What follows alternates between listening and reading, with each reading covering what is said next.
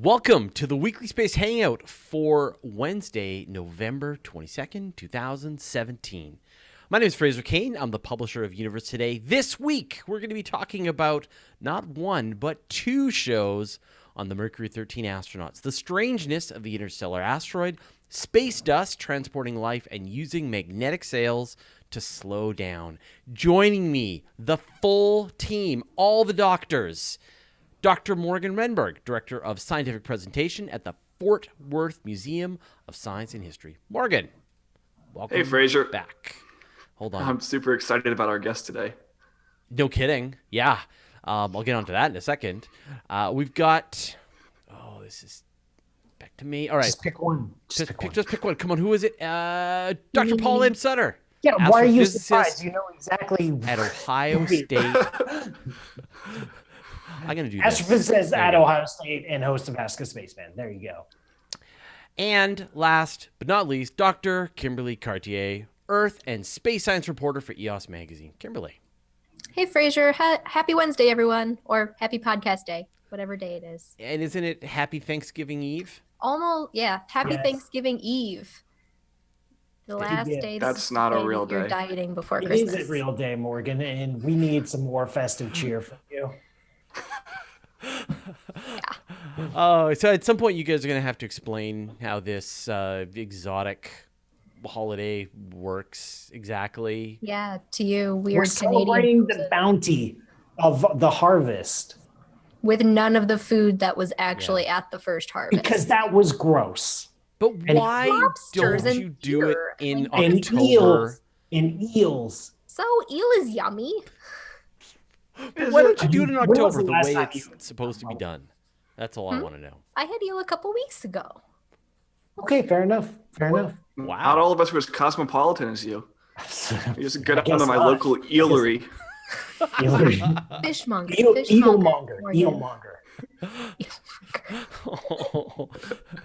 So, as we mentioned earlier on, the special guest this week is Andy Weir, who is, of course, the writer of The Martian, and now the writer of his new book, Artemis, which is all about a moon colony. And so we'll get to the interview with Andy later on in the episode. But first, we'll get to the news. But before we even do that, I have some there's an upcoming giveaway that's going on. I want to tell you about it. So the WSH crew is doing a book giveaway, this time in conjunction with Dean Regis's book, 100 Things to See in the Night Sky, and I've got a copy of it right here.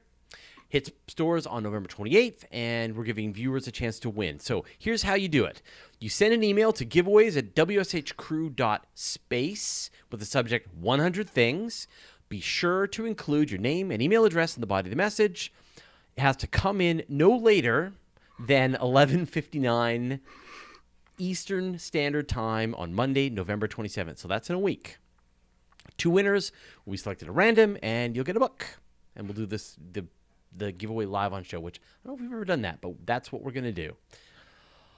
All right, let's get on with the news. So first, in no particular order, Morgan, I want to hear about the TV shows. It's been an interesting period of time in the last few years. As I think we've sort of started to grapple with the contributions made by people who have been underrepresented through the history of science and the history of space exploration. We had the film Hidden Figures a couple of years ago, and now we've got news of not one, but 2 new TV shows chronicling the Mercury 13. And the Mercury 13 was a name given in the 90s to a group of women who trained to be Mercury astronauts back in the late 1950s, early 1960s. When NASA was just starting up the human spaceflight program, President Eisenhower decreed that all potential astronauts needed to be military test pilots. And that meant that they were going to be men, because at the time, women weren't allowed to serve in the armed forces. They certainly weren't serving in sort of these very high-risk roles like being a test pilot. And so they selected a bunch of male test pilots, and they went on to become the John Glenns, Alan Shepards, Rusty Schweigerts of the world. But at the same time, a private organization paid for a group of 13 women to undergo the exact same testing and the exact same training as the men were going. Same facilities, same doctors, same everything. And what they found out, and wasn't really made public until later, was that these 13 women performed not only just as well as their male counterparts, but in some cases even better. And especially in situations like a small spacecraft, where things like small size, lower oxygen consumption could have been really important things to help jumpstart human space exploration, NASA sort of didn't even consider women as an option. And in fact, the Soviet Union would be the first country to put a woman in space in 1963 with Valentina Tereshkova. And it would be another 20 years after that before NASA would consider putting a woman in space with, of course, Sally Ride. And so this is a chapter of NASA's history and our history in human spaceflight that has really been seriously overlooked in the last 50 or 60 years. But that's changing, because not only is Amazon starting up a television show, but another American broadcaster, ITV, will also be putting together a program on these women and sort of the trials and tribulations of trying to become an astronaut in the obviously pretty segregated 1950s and 60s. That sounds fantastic. Yeah, I have to say, I was really excited to read about both of these, because like you said, when you think about women in space, you think about Valentina Tereshkova, you think about Sally Ride, you think about Mae Jemison, but there's a whole group of female astronauts that never get any consideration whatsoever. So I was really excited to hear about both of those. I'll be watching. Yeah, I've been really enjoying all of some of the Amazon shows so far, and so it's great that they're putting this emphasis on this story. I'm sure like Hidden Figures, it'll be really great to kind of see both the historical look at it as well as seeing how NASA operated, and yeah, this sounds great. I'm still waiting for my Emmy Noether documentary. It's gonna happen. Who? Who? You? Come on. You guys, are you kidding me? You don't know What? Emmy Noether? No, I'm familiar with her. Oh my gosh. See, this is why she needs a documentary. Mathematician, early 20th century, laid the mathematical groundworks for the relationship between symmetries and conservation laws, which is basically all of modern physics. She was maybe the most important mathematician of the 20th century, and somebody that is barely talked about in a history of math class, much less in popular culture. Like so incredibly vitally important. Very cool story. I'm waiting for it. I've been pitching it for years, but have you been pitching it to the right people though? No, I haven't. You've been pitching it to what, like my family, us here? I pitched it to you guys. Yeah, it just got pitched. Yeah, because I hold the Emmys. Yes, you do. Yeah, that sounds great too, man. Awesome. I mean, we've been telling the same space stories for decades, and it's sort of frankly getting kind of boring. And so it's really exciting that we have new stories to tell, and saddening that they're not really new stories. They're just stories that we've let slip by for far too long. But I just I don't know. I'm just such a sucker for these kinds of historical things that looked at some of the accomplishments that they made. I mean, I really enjoyed Hidden Figures for that. Just not just sort of the story about something that was lesser known about what happened with the Apollo program, but just seeing the Apollo program and seeing all of the people that were working on it and the way they worked on it and just all the historical stuff. Like, we're so used to space as it is right now, and to sort of go back in that kind of history is wonderful. I would love to see discussion of the Russian astronauts and just sort of see what they went through and how their training regime is. I've mentioned this a couple of times. I'm working my way through Endurance, which is Scott Kelly's book about being on the International Space Station for his year, and just the amazing stories about his training as a as a Navy pilot, but then also the training that they go through with the Russians and the Russians' attitude about things. Like there are so many interesting stories to tell, historical stories, that we just don't have almost enough time to tell them. So Too bad all the math in Hidden Figures was bogus. on the like the math on the boards. Yeah, it was nonsense, and No. it drove me nuts because they had a perfect opportunity to use real math.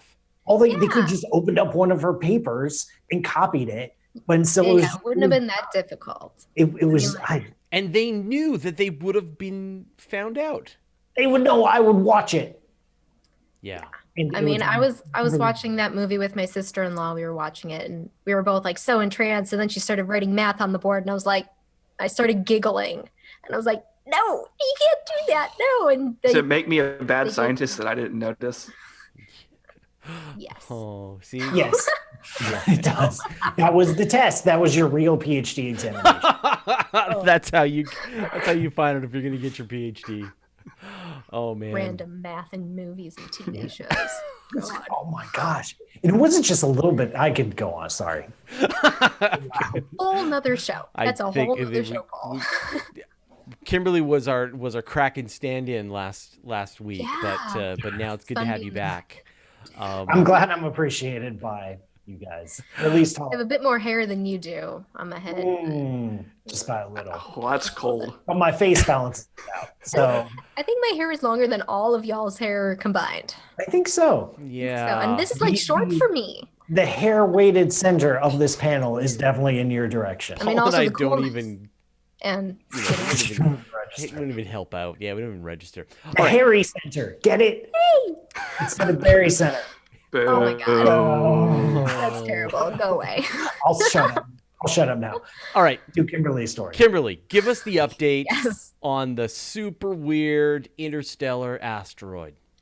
Right. So just over a month ago, I believe, Fraser, you reported here on Space Hangouts the detection of the first interstellar candidate for the first interstellar interloper into the solar system. We thought comet back then, but now... We thought comet back then. We've now revised that. Essentially, after it was first detected, everyone swung their telescopes over to catch this thing before it rapidly disappeared. It's traveling, at 38 kilometers a second away from us now, and so everyone's trying to get as much information out of it as possible. And from the information that we have so far from telescopes like VLT, this thing is really, really strange. For the first thing is that apparently it's shaped like a cigar. It is 10 times longer than it is wide, which is so it's more oblong than anything we see in the solar system, but like 3 times more oblong than anything we see. So that's just one weird thing. It's red in color, apparently, and it's very dense and heavy, made of rocks and metal, but no water or ice. There's no cometary halo. There's no dust around it. It's a pretty solid chunk of rock with not much else. And it has to be pretty solid and pretty hefty in order to survive being so non-spherical and traveling so fast. So this thing's definitely a spaceship, right? Yeah. Yeah. It doesn't have, You just described a submarine in space. Sort of did. It's Rama. Giant it's metal asteroid submarine in space. Yeah, it's Rama shaped. So yeah, it's just so odd that you see something that's so non-spherical traveling such great distances. Generally, we think of things forming, they try and form spheres. That's how they like to form. And even in the solar system, we only really see things that are at most like 3 times wider than they are long or something like that. And this is 10 times. And for us to have seen this one weird, peculiar thing as it traveled through the solar system is sort of giving everyone a little bit of a head scratcher. One of the things in sort of researching this story was, some of the estimates that people have been doing for how many of these kinds of objects are potentially in the solar system, and that at any one time there's upwards of 10,000 of them passing through the solar system.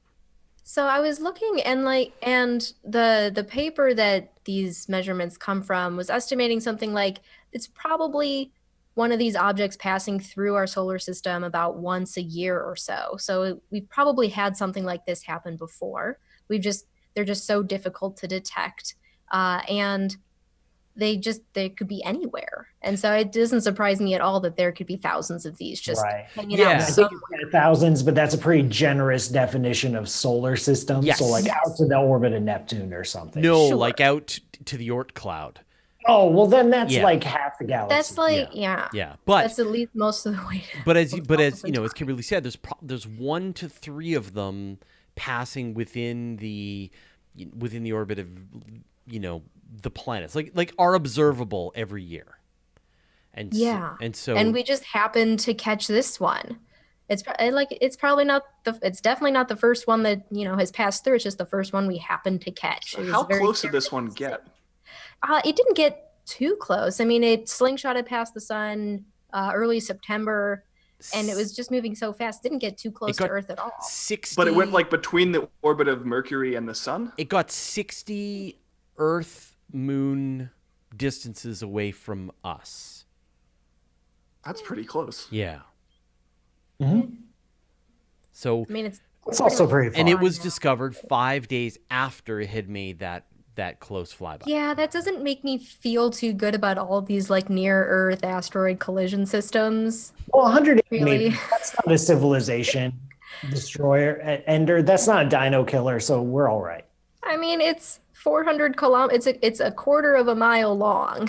But it And is we going didn't see it. triple the speed of a normal asteroid. But if it hit us at an oblique angle or like really shallow, it might. I'm just. I don't think it would be I'm just pleasant. making things It up. might scoop a chunk up and take it I on think an it- interstellar journey. I totally agree. It would totally suck, Hmm. but we'd still be able to continue weekly space hangouts. From space. Now, From did you space. guys see this? This project Lyra? Did you see this, Kimberly? Mm-mm. Now, what is it? So some as soon as the mission came through, people were like, "Oh, how do we get a chance to see it?" And so they did some calculations, and that if they launched a spacecraft within the next early 2018, literally in a couple of months, then they could reach it within about 20 years and actually do analysis of it. But the only way that would be possible is if they had a spacecraft equipped with like a really fancy high power ion drive with a nuclear RTG that could reach the spacecraft and be able to do a flyby. This doesn't exist. And if you do push it, like if they did, okay, let's send it, as quickly as we can, and it took them, say, to 2027, then it would take them about 75 years to catch up with it and be able to study it. So Yeah, that's actually one of the big problems that we have trying to study long period comets, is especially dynamically new comets, which are ones that are coming in from the Oort cloud for the first time, is you don't see them until, it's too late. And we don't want to just build a fancy spacecraft and then have it sitting around on Earth for what could be years. But that's why we have to keep going back to these comets like 67P. But those are probably very, very different than what the actual outer solar system looks like. And it's a tough nut to crack. And we talked about this last time, that you as a planetary scientist would dearly love to have that analyzed, to know, because it's like the only object that we could get our hands on that wasn't formed in the solar system. Yeah, it would confirm a lot of things that we think we know about the differences between star systems, but can't know for sure until we can get a hold of a piece. And it has a really cool name. It does. Oh, I didn't say the name. It's Oumuamua, which I took time to learn how to pronounce. But it is from the native Hawaiian language, and it means first messenger arriving from afar. A scout. That's a great name. Yeah. Scout. But it's Scooter. super cool, and it has an official designation from the International Astronomical Union as an interstellar object, and it's super cool. Yay! So I guess the plan now is to ramp up the early detection of more of them, now that we know for sure that they do encounter the inner solar system, and we can, in principle, detect them, so that we could try to catch one on the inbound, so Right. that we could send out a mission. So from what I understand, the problem with the inbound and the outbound is that then the angle that you're seeing it at is not as easy to detect the big changes. It's only when you've got it making that fly past and you're seeing it moving really quickly against the background stars that then you're going to see, oh, this is one on the hyperbolic orbit, but now it's too late and away it goes. But you're absolutely right that we need to get things like the Large Synoptic Survey Telescope or some of these space-based surveys that are actually going to be able to detect these things more quickly. And I mean, who knows, right? If they are detecting, they're turning up 3 of them a year, and it turns out that the value of the science is so high, they may get stack the rocket up, get it ready to go, and whether a comet comes in or whether an interstellar asteroid comes in, send it off. I think the math on this, though, was awful. Like, you'd have to, for just this one, you would have to cancel the Earth's orbital momentum. So it was going to be like you'd have to cancel the 30 kilometers per second, and then you'd have to throw on top of that an additional 26 kilometers per second. So it was ludicrous speed to be able to catch up. Ludicrous speed. Yeah. Like go right Spaceball to style. plaid. Right to plaid. Yeah. Hey, it matches my shirt. There you go. There you go. All right. Paul. Dust. Who doesn't like dust? Me. Yeah, astronomers in general, I believe. Yeah. So there's lots of dust floating around the solar system, and we've known this for a while. But recently, we've been able to map the flows of dust in our solar system, and there's actually some pretty high velocity stuff at the same speed as, say, Oumuamua coming through in the tens of kilometers per second range. And this means that material can be transported from planet to planet, just little microscopic bits and pieces. And this is potentially interesting. It means as some of the dust raining onto the Earth every single day from interplanetary space comes from Mars or comes from Venus or maybe one of the moons of the gas giants. It's coming from all over the place. And it's possible, this news article based on some research posits that, if you were a tiny little tardigrade, you could hibernate and hitch a ride on one of these dust streams and potentially travel from planet to planet in the matter of weeks, which is potentially survivable by something like that. That's crazy. Yeah. Super cool, though. Yeah, pretty interesting. Well, and I don't think life is spreading around the solar system, but it's interesting to think about how quickly small things can travel. But this is this idea of panspermia that you could get small, as you said, tardigrades hitching a ride after an asteroid blows up their planet, and they get a chance to catch a ride on the dust stream. Mm-hmm. And so that's all people are going to want to think about. They're like, what about life? How does that tell us about life? Now, it's funny. I saw what you had put in the docket, and I thought that you were talking about the interstellar dust announcement that was made this week as well. I missed that one. Yeah, lots of dust news. I couldn't see it. It's more dust news. So I wasn't expecting to mention this, but yeah. So you could get. In theory now, it looks like that dust could be moving from star to star. So it's like sort of that's another super cool too. That takes a lot longer than interplanetary. Right. Well, and so now, I mean, just when you think about the, when you look at these asteroids as an example of things that form somewhere else and are actually making it to our solar system, then maybe you could have some kind of galactic version of this as well. So but I love that. Have you ever done that experiment where you like look up on your roof, you pull the junk off your roof and then carry it into, put like a magnet in like bucket of water, and you can actually pull out magnetic particles, stuff that came from space, which is kind of amazing. I That's really have cool. to honestly say I've never done that. now? Yeah, it's not all of it, and like some of it is like metallic particles that are from coal emissions and things like that. But if you actually take, if you take particles, so you've got like the stuff that falls off your roof goes into your gutter. If you put like a bucket under on your gutter, it's going to fill with this debris that comes off your roof, and then you can then take a magnet and run it around inside this debris, and it's going to have little metallic particles on it, and some of those are metallic meteorite particles from space. Yeah, there's all sorts of junk out there, and something like 100,000 kilograms falls on the Earth every year. And so if we're seeing these bigger asteroids come through, then there's got to be the smaller ones, all the way down to dust. And Morgan, haven't there been a couple of potential interstellar dust candidates?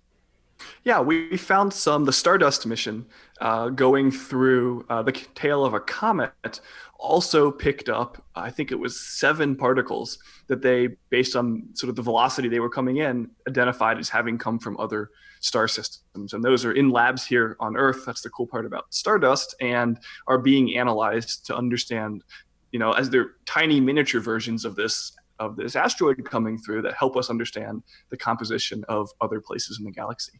So it feels like we almost need a super Stardust mission, something that just goes out and just catches particles and then helps,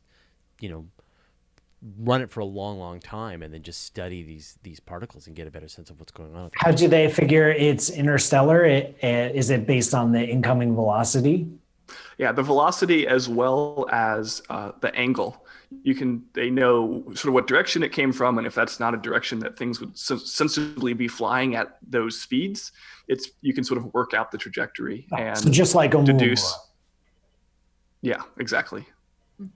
So Paul, given that dust from Earth could be carrying, say, tardigrades or bacteria or whatever out into the solar system or beyond, if we ever do find life on, say, Mars or Europa, how confident could we actually be that it didn't come from us first? This is definitely not my expertise. Actually, you might know more than I do.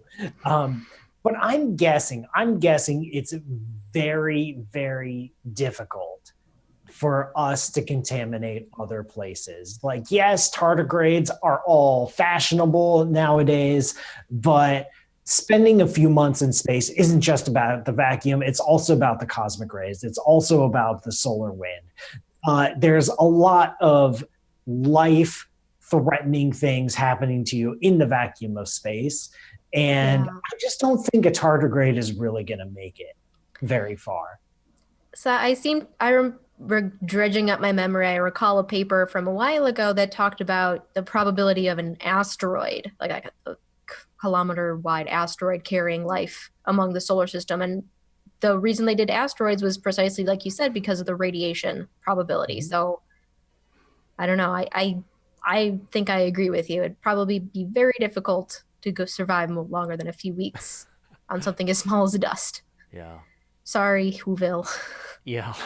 But well, and so you've got to have a real protective shell around you, and so you've got to have a very special environment for the object that got kicked up into space and is carrying this life, and it has to be able to survive for a long time. Although, I mean, the bacteria and the tardigrades sure can survive a long time. I would just hate to have one of those scenarios where, like, we take such good care to make sure that all of our satellites and spacecraft and rovers are all decontaminated perfectly when we go to Mars or Europa, and then tardigrade's already there. Oops. With someone's hair. All right. Well, we don't have a lot of time, so I'm going to do mine fairly quickly here. But so this sort of struck my eye, and so the idea is, we've talked about the breakthrough star shot as a way to get to another star system. You send a laser, use a laser, you send this tiny little solar sail vehicle to another star system, and then it arrives and does analysis. But the problem, of course, is it's going a significant percentage of the speed of light, and so not a lot of time to stick around and do any analysis. So how could you slow it down? Communicate it back to Earth. Well, Yeah. the communicating it back to Earth is a whole other conversation.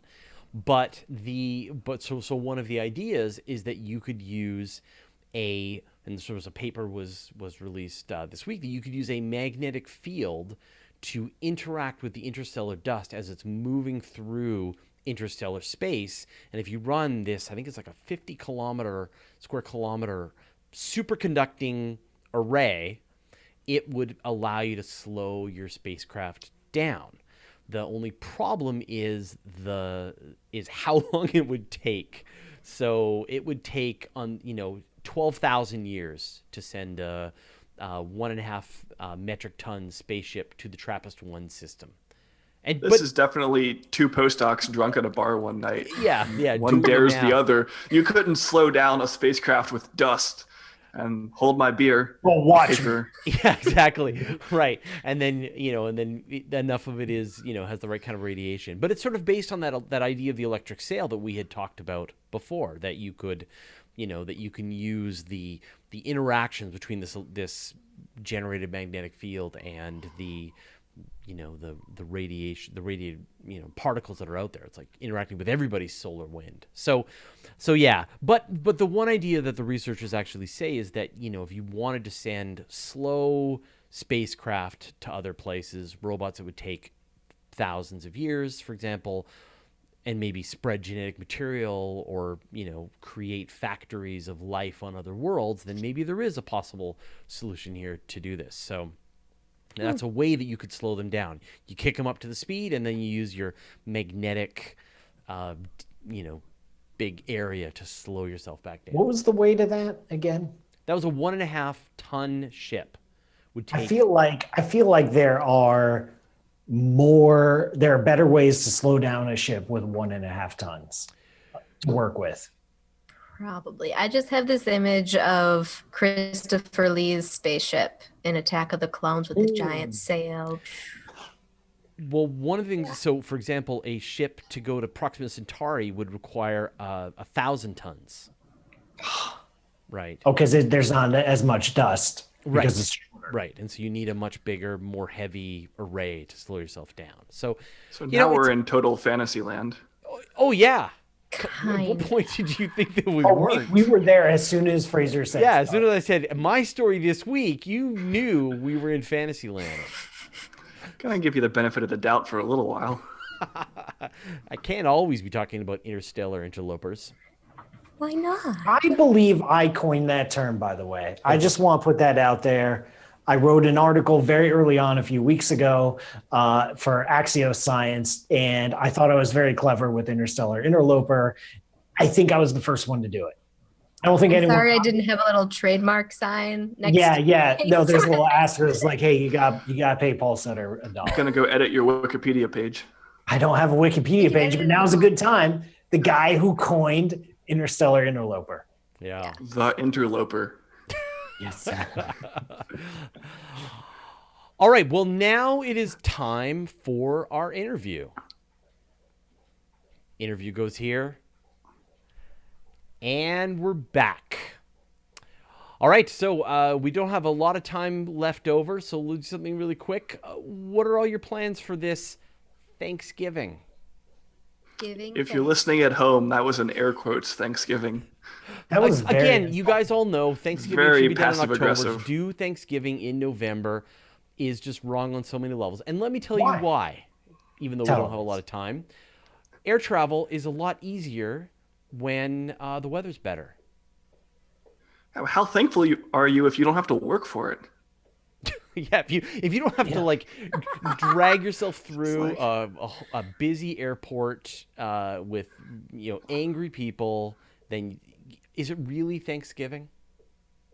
Yeah, you're just That's why grateful you And got to there the were other end of your flight. There were no severe weather events happening in the United States in October. It's not as bad in October as it is in November, and so I've heard the It's like suggestion. 50 degrees outside today. Wow. Yeah, it's cold, but it's nice. It was a nice day today. All right. So what's your plans, Paul? Eating tons of food. With the Cooking family? and Eating then tons of food. Yeah. Cooking and then eating tons of food with family. That sounds good. Alone. In addition to eating, I'm looking forward to cracking open season 2 of Pandemic Legacy, which has thusly arrived from Amazon. Season 1 was amazing, and I can't wait for a day full of board gaming. Fun. I'm going to go be an obnoxious tourist in Washington. Really? Isn't that everyone who lives in DC? Oh, I'm gonna work. Them's fighting words. Well, you guys are all sleeping off your turkey overload. I'm gonna be working because it's just. What time do you get to the office, Fraser? What time? What time do I get to the office? I'm in the office. I never leave the office. The office never leaves him. Yeah, exactly. All right, well, let's wrap things up. Thanks, everybody, for joining us this week. I'm going to put you all on the big view here. Thanks, as always, to the Weekly Space Hangout folks, for the Weekly Space Hangout crew, for organizing the giveaway, for running the community. If you want to be a part of that, go to wshcrew.space, and we'll see all of you next week.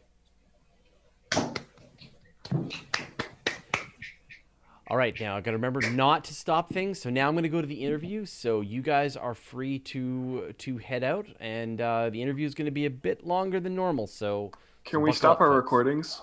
Yes, you can all stop your recordings. Goodbye. Yeah. Bye. All right, here we go. All right, joining me today is our very special guest, a return to the Weekly Space Hangout. You might remember him from such books as The Martian, but he's back with a new book and here to talk about it. Andy Weir, welcome back to the Weekly Space Hangout. Hey, thanks for having me. Man, so last time we talked, it was before you had written a book called The Martian. We had heard that a really great director was picking it up and there was going to be a cool actor in it. You were excited. I was. We were all a little skeptical of just about how well they would capture the what was going on in the book. And I think the outcome was better than our fondest hopes. Yeah, no, I mean they nailed it. They did a fantastic job with the film. Couldn't be happier.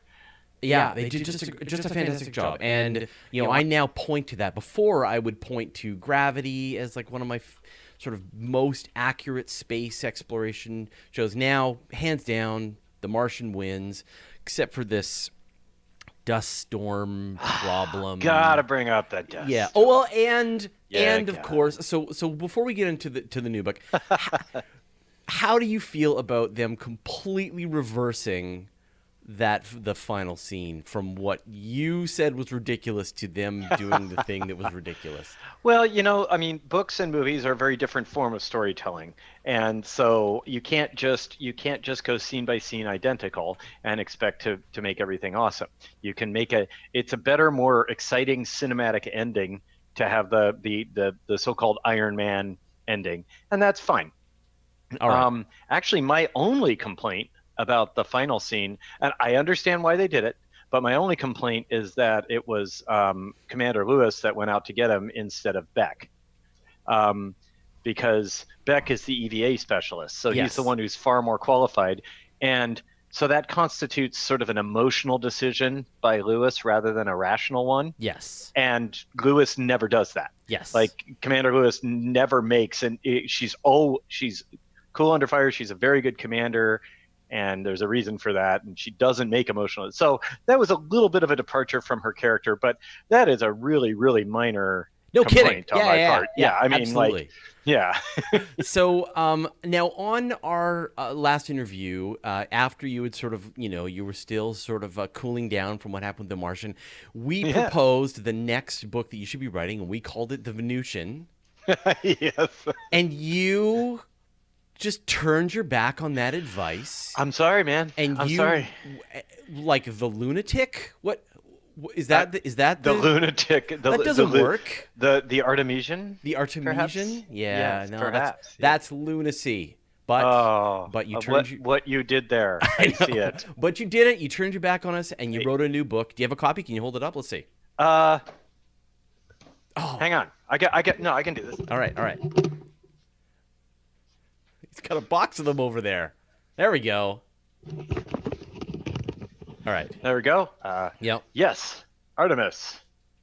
Ooh. Right on. Shiny, glossy, relief cover. Very nice. Wow, that's pretty. Fancy. Spine and Yeah, the with Art silver. Deco kind of font. That's really nice too. Yeah, I like it. it's I think they did a great job on the cover design. That's terrific. So tell us about the book. What's it about? Well, it takes place in a city on the moon, humanity's first non-Earth city. So it's by itself out there. The city's called Artemis. The population is about 2,000 people. It's a tourist-based economy. The main conceit of the story is that the price to getting people and freight into low Earth orbit has been driven down by commercial space competition low enough that middle-class people can afford to go into space. Artemis is a tourist destination. It's not far from the Apollo 11 landing site. The main character is a woman named Jasmine Bashara, who goes by Jazz. Everyone calls her Jazz. And she's a small-time criminal in that town, mostly a smuggler who brings in contraband. And she gets an opportunity to do a job that'll pay a bunch of money. And of course, all sorts of stuff goes wrong, and she gets in way, way, way over her head. So I know, and I haven't had a chance to read the book yet, and I apologize. That's because we failed to send it to you. At some point, the book is going to show up, and I will be caught up to speed. But Yeah. until that moment, I know that you put in a ton of work. Oh, yeah. Before you even did the story part, you deeply thought through the place. So can you tell me about that process of research and how you went into that? Sure. Well, basically, I designed, just like you just said, I designed the entire city before I came up with any characters or plot. I just got to work on that. And I did that on purpose, mainly because I want the story to work around the setting, not the other way around. Readers are really a lot more perceptive than they think they are. And a reader can sense when you adjusted the setting for the convenience of a plot. They're very good at that, and it'll kind of chip away at their suspension of disbelief. So it's kind of like I wanted Artemis to be completely defined in my head, so that I couldn't modify it, for plot convenience. So it's like if I made a story that took place in Chicago, I could not then say, oh, and there's no waterfront. It's like, yes, there is. The story has to work around that, not the other way. You can't change Chicago to match the story, right? And so that's what I wanted with Artemis. The research was fun to me because that's the sort of dorky stuff I love to do. I think pretty much all writers enjoy world building. Yeah. It's just my particular brand of world building includes a lot of math and science and problem solving. That's fun for me. Well, so when you did The Martian, you actually wrote your own computer program to run some of the orbital simulations, things like that. So how deep down this Rabbit hole did you go to make some of these pieces, just to understand what would be realistic and what would be feasible and what would be not possible? Pretty far down that hole. First thing I had to do was work out the economics of the city. So I actually worked out first I had to start off with, I said okay, let's say commercial space travel, the price that gets driven down. Well, what does it get driven down to and how far, and so on. And so I wrote a whole paper that actually Business Insider has published. So you can find it there if you want, on what I think the price to low Earth orbit could be driven down to. With the BFR? No, well, so I didn't get into the specifics of, models of rocketry. What I did was I said, let's say the commercial space industry, got as efficient as the commercial airline industry in terms of what percentage of their revenue they spend on fuel. Right. But the point being that the vehicles are fully reusable. Well, whatever. I actually didn't even bother to go into that. I just looked at it from a purely economic point of view. I said, yeah, sure, reusable vehicles, but I didn't design the rockets themselves. I just said, I just from a purely economic model, and I found out it works out to be about in 2015 dollars, it works out to cost $35 a kilogram to put freight into LEO, low Earth orbit, and about $7,000, 2015 dollars, to put a human up there. And then extending that further, when you get to putting things on the moon, it costs about $160 per kilogram of freight. And so armed with that knowledge, everything else economically falls into place. It's like, okay, well, now it starts to become viable to build a city on the moon. I mean, the vast majority of the mass of that city comes from local resources. Yeah. So I'm like, all right, what are you going to build it out of? Turns out in the lunar highlands, which is the kind of bumpy parts of the moon, about 85% of the rocks there are this mineral called anorthite. And anorthite is made of, among other things, aluminum and oxygen. And so if you smelt that, you get aluminum to build your city and oxygen to fill it. You even said too much oxygen, right? Yes, way too much oxygen. The 2,000 people who live in Artemis cannot breathe the oxygen as fast as the smelting plant is generating it. And they take excess oxygen and they react it with waste silicon. Silicon is another one of the byproducts of anorthite, so that they can make glass for people to make, glassware or windows or whatever they want. And then they still have more oxygen. And so that oxygen helps with the fuel industry, because they make lunar manufactured fuel for getting people back up to the space hotels that take them to and from the moon. And then they still have too much oxygen.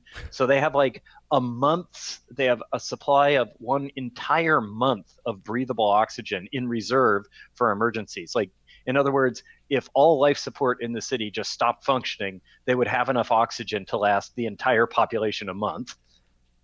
And even then they're finally like, okay, at this point, we just got to start venting it. Right. Because you don't keep oxygen around, it's dangerous, right? And it's a pain to try and keep it under pressure and so that you can use it. Yeah. It's just it's ridiculous. So an anorthite is Al2. It has 2 aluminum atoms, I think 1 silicon, 1 calcium, might be wrong on those, and 8 oxygens. So it's this just huge amount of oxygen trapped in there. Yeah. So you've got this place, you've got this industrial base. People are like, how much of it are they living off the land, and how much of it are they bringing in resources from planet Earth and paying that $100 plus to get that material to the per kilogram? Well, so bear in mind, first off, Artemis is not a managed economy. It's just free form. It's like people go there. If you can afford to get there, you can live there. It's very, very unregulated. Most of the city is made out of these local things. But in terms of consumables, the biggest issue is food. So in terms of oxygen, as we just discussed, there's plenty of that, right? So not a problem. Water is a self-contained system.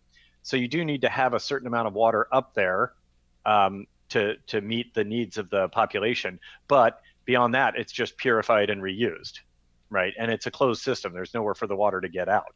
Every bit of water you take into your body leaves your body, either through your breath, urine, feces, or sweat, whatever. So that's not a problem. But food is an issue. And Artemis has there's not enough volume in there to be growing wheat. You can't have like this agrarian base that handles it. And so the food that tastes good, like Earth food, ends up being imported from Earth, usually dehydrated or something like that to make it lighter, but it's imported from Earth. However, they do manufacture food locally. They grow algae in vats. And it's the chlorella algae is the name of it. And it's actually a really good food. Have you tried some?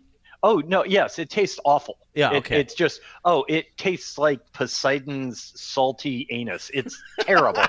Right. But it is nutritious. But it is very nutritious. It's actually perfectly balanced because by adjusting, and this is all real, by the way, by adjusting the frequencies of light and the exact nutrients that are in the bath that the algae is growing in, the chlorella algae itself will make either more proteins or more sugars. And so you can actually balance it to be, protein rich or sugar rich, and kind of do what you want to make it, you can fine tune it to be perfect for humans. But it tastes terrible. Yeah. So what you do is, if you're poor, although it tastes terrible, it's made entirely locally. Right. So it doesn't need to be shipped from Earth. So it's nice and cheap. So if you're poor, you buy that, and then you buy flavorants. You buy like basically, extracts from Earth. So you get a nice big bowl of algae, which they call gunk. That's what they call it there. Yeah. You get a nice big bowl of gunk, and then you add a few drops of like flavorant and stir it in there, and then hopefully it tastes good. And although I don't cover, I kind of base that a little bit on what do you call it, vegetarian equivalent, like veggie patties and stuff like that. And what they've discovered is that like if you get the tandoori chicken extract flavor and mix it in there, it doesn't really taste that good. But like Myrtle Goldstein's formulation number 3 tastes really very good. People like that. That's like one of their favorite flavors.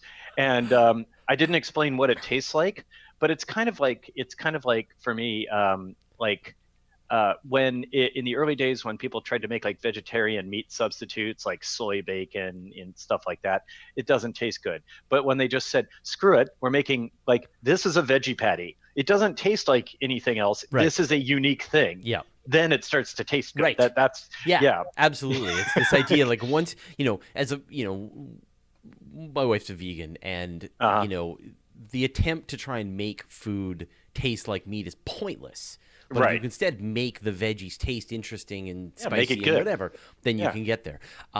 So there are a lot of hazards of living on the moon, and we've talked about them quite a bit, both here on the Weekly Space Hangout, and we talk about it on the Guide to Space.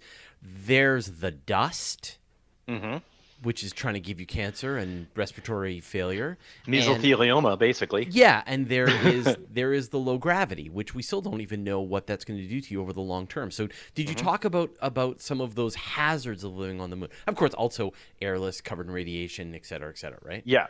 Well, Artemis is very safe, actually, to live in because it's very well designed by the engineers who made it. First off, the hulls. So the city is made of 5, at the time of this story, 5 bubbles, as they're called, which are these large metal spheres, half underground, half above ground. That's because the sphere is the most efficient shape for holding pressure. And the first one that they built was 100 meters across in diameter, and the other 4 are 200 meters across. They're connected by tunnels. And of course, inside they have levels and floors and just like, city. Each sphere, the hulls are 6 centimeters of aluminum, followed by a meter of crushed lunar regolith, basically sand, and then another 6 centimeters of aluminum.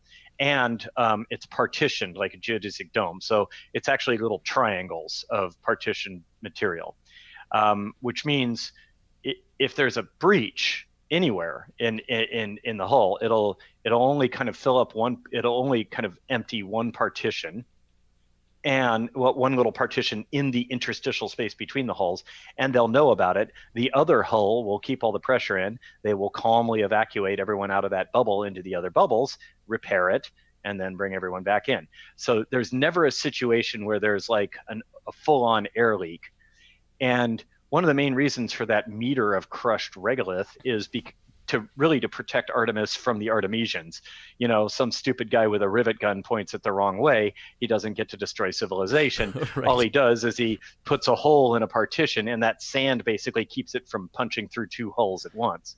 I mean, it would take military armament to make an actual breach in Artemis. And that's different, right? With the Martian, where he was living at the ragged edge of safety. Well, the Martian is an exploration mission. Artemis is a city that people live in. You have to take safety a lot more seriously. Yeah. Also, that meter of crushed rock protects them from the radiation outside. Now, talking about dust particles. Whenever there's so first off, EVAs are very strictly controlled by the EVA Guild. And so not just anybody can wander outside. You can't just buy a suit and go outside. You have to be a member of this guild. You have to be very, very highly trained. When you come back in from an EVA, you've got your gear and everything like that.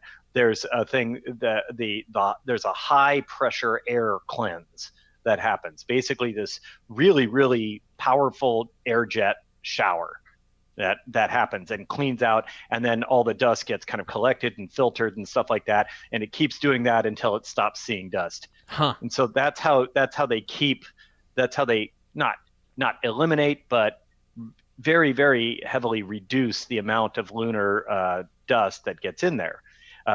For whichever listeners may not already know this, lunar dust is extremely bad for your lungs.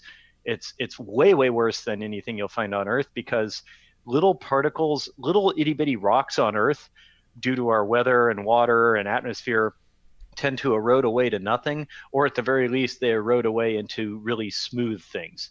On the moon, that's not the case. They're these teeny tiny little barbed, like death things. And if you inhale it, they're in there tearing up your lungs. It's functionally the same as breathing asbestos. Yeah, and Mars is not like that. Mars has really nice weathering wind that tumbles this stuff around and makes it a lot smooths safer. it out. Yeah. But on the moon, you don't have that. So that's how they take care of that.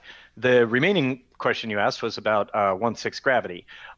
So in this setting, I've decided that long-term effects of 1/6 gravity, you're fine as long as you stay there in 1/6 gravity. Like, so Jazz, for instance, the main character, moved to the moon when she was 6 years old. She's 26 years old during the events of the story. So she's been there the vast majority of her life. And it's mentioned in a few places that if she were to return from Earth, she would spend weeks basically suffering from gravity sickness. She'd have to be like in a hospital bed. Right.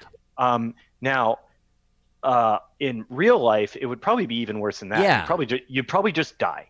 However, really, because her heart, she was 6 years old when she moved there. So her whole physical maturity, or what do you call it? Her physical development, there we go, right, happened in 1/6 gravity. So her muscles are probably much weaker. Her heart is probably much weaker. Her bones are probably much weaker. But it's 2084. So I can just say there's medicine that deals with that, right? And so, but it's not like she can just go back to Earth and be fine. What I've said is medical science has reached the point where you can spend most of your life on Earth and then go through a painful physical therapy process. Did I say Earth? Yeah, but spend most of your life on the moon or Mars and then come back or whatever. Yeah, and you can come back. It is a slow, painful process to recover and reacclimate your body to one Earth gravity, but it's doable with the medical processes in 2084. Ultimately, our bodies evolved for this gravity. So that's kind of my argument, that you can get back up to speed, so to speak, is that we are actually designed, please, you know what I mean. Yep. We evolved, a few billion years of evolution set us up to function well in this gravity. Yeah. And that's, I bring this up quite a bit, and I've had a chance to actually talk to, folks at NASA and stuff, and that's still a big unknown.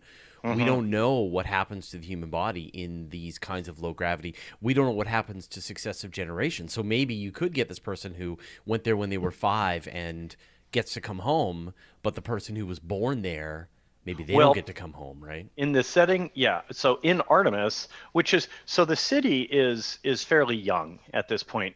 In its history, the whole city's only about 20 years old. Like, Jazz and her dad moved there right at the very beginning, right when they were first building the city, so at this point, they won't let you have a baby there. If you're pregnant, you have to go back to Earth, and you have to gestate that baby on Earth, and no one's allowed. And actually, they had changed the rules since Jazz was a kid, that you have to be at least 9 years old to be a permanent resident of Artemis, because they don't want to risk messing too much with your physical development. Now, I can wave my hands at that anytime I want, I suppose, by saying 2084. Yeah. I could say, like, here, take these pills, and they counteract the effects of right. whatever, But I wanted to try to be realistic. So there is actually a brief mention in the book where there's this young couple who's moving back to Earth because they're pregnant. Also, bear in mind, nobody gets in this era, nobody gets pregnant by mistake. So that couple chose to get pregnant. They made this life decision knowing that they were going to have to move back to Earth for a while, and so on. So, did you have some thinking about sort of what the future looks like for the base on the moon? I mean, you said that, the place has only been around for 20 years. What does it look like after, does it get to a place where it's self-sufficient? Did you sort of think about further timelines? No, I didn't. I plan on exploring that though because I want to write more stories that take place in Artemis. So as Sequel. oh yeah, absolutely. That's my next project. I think I'm So not you're gonna put off the Venusian again? again. Oh Yes, man. All yes. right. Terribly sorry. Um, but I haven't thought about like what happens 100 years after the events of Artemis. But yeah, it would grow. I guess in a pinch, like if things were super desperate, Artemis could even Artemis as it is in the book could be Earth independent. Like it could. It has the ability to grow enough gunk. It has. Right. Well, it does. They would just It be can. miserable, right? It would not be good, and also its internal economy would collapse, right? Because it gets its money from tourism. So it would switch over to like a survival. It would be more like a village in a remote village in the Siberian steppes in the 10th century kind of thing. Yeah. It'd be like, all right, all of us together, our job is to not die. Right. Let's get to work, everyone, and And not then die. it wouldn't scale very well because they can't. Whereas they could build out more city, they could do all sorts of stuff like that, but they can't increase their biosphere by very much because you still need like there's no carbon on the moon, there's negligible amounts of hydrogen, so plenty of oxygen, Yeah. but and very little nitrogen. So the biosphere couldn't grow very much. And then the last problem is that complex electronics, things like computers and stuff like that, that's all manufactured on Earth and Yeah. imported. Yeah. And so then, like as things broke, you wouldn't be able to replace them. Yeah. So they would have a really difficult time being independent from Earth. But by the same token, I would say the United States would have a very difficult time being independent from the rest of Earth, right? Yes. If you transported the United States to some other planet and it was just us, it's like, well, we have an infrastructure and stuff like that, but we actually don't have a diode factory anywhere in this country because we always bought them from China. Right. So we don't know how we're going to have to ramp up on that. Yeah, yeah, absolutely. Well, it was reaching the end of our time. So what happens next? The book is out. Hold it up one more time just so people can see it. Where Yes. obviously they can buy it from wherever good books are found. Yes, indeed. When do we see the movie? Fox has bought the film rights, and they've attached the directing duo of Phil Lord and Chris Miller to be the directors. What did they do? Well, they did a bunch of stuff, including the Lego movie, and I don't know if you ever watched Clone High, a fun cartoon from the old days. No, I didn't. But the Lego movie is great. So someone yeah, who they can... were for a while attached to the standalone Han Solo movie project. Okay, right. Right. So someone who can capture your sarcastic Oh yeah, they're a attitude great and couple of writing guys. style. Yeah. Yeah. And they are now in the process of selecting a screenplay writer to do the adaptation.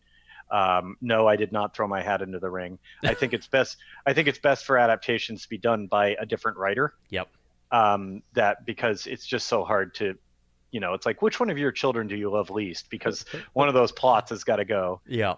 Stephen King can do it, but I can't. I can't. Don't make you do it. Yeah, I understand. Yeah, right. And then, but a million things has to go right. A million things have to go right for a film to get green lighted. So you never know. Fingers crossed. Yeah, absolutely. And then you're going to start working on the sequel. Yeah, I already have it. The next book in mind. I had been holding off, just not getting too excited by it because I wanted to see how well Artemis was received. But it seems to be doing pretty well. Getting decent ratings. It's hovering around 4 stars on Amazon, just like 3.8 on Goodreads. That's decent ratings. The sales are really, really good. Of course, the sales were going to be good no matter what because it really thanks to The Martian. Thanks to the movie, yeah. But, yeah. Well, just thanks to the name recognition of the author. Yeah. So that doesn't really tell me how much people like it, but I'm paying a lot of attention to the feedback and the reviews, and even the people, even the kind of somewhat negative reviews. Who say like, oh, I didn't like this that much. I didn't like this. That happens. Even they say like that the setting was pretty cool. So I think everybody likes the setting, or almost everybody likes the setting, and so that is that's good. That means sequels are a good idea. Well, where can people follow you and find out what you're up to? Well, they can see my Facebook page, just Andy Weir, Yep. and my Twitter is @AndyWeirAuthor. Perfect. Andy, thank you so much for joining us on the Weekly Space Hangout. Thanks for having me again. Wish you all the best on the success of this, the next movie, the subsequent novels, and, of course, the forthcoming Venusian. And the eventual Venusian. Yeah. Yes. Yeah. Fantastic. All right. All Thanks right. a lot, Andy. Thanks so much. Bye-bye. All right. And we're out. Hold on. Yep. All right. There you go. That was the interview with Andy Weir. So that was, of course, super fun. I feel like we're on the same wavelength. And so the interview just went on and on and on for a very long time.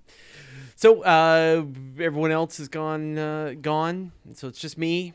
And now I'm going to wrap up this portion of the episode. Sorry about that echo at the beginning. I have to figure out the way to bring video into the live broadcast. And clearly the toggles that I had set were the incorrect ones. So there you go. All right. We'll see all of you next week.